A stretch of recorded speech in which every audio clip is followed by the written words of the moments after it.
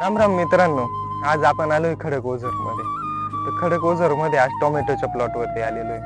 टोमॅटोच्या प्लॉट वरती यायचं कारण एकच, व्हिडिओ बनवायचं कारण का पाऊस सध्या उघडून गेलेला आहे.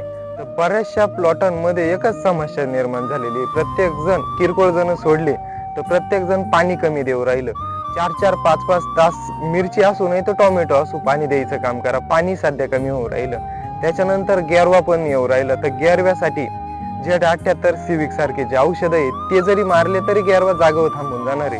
पण सगळ्यात जास्त महत्वाचं पाणी सोडा. पाण्याची प्रत्येक प्लॉट मध्ये जाऊ राहिलो मी, पाण्याची कमतरता. तुम्ही बघू शकता की किती मस्त पैकी फळ लागलेलं आहे. हे बघा, प्रत्येक झाडावरती खूप छान फळ लागलेलं आहे.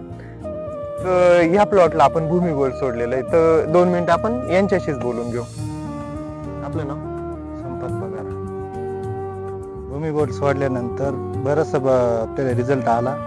फुगवण पण झाली, शेंडा पण चांगला चालत आणि काळोखी पण चांगली राहिली होती.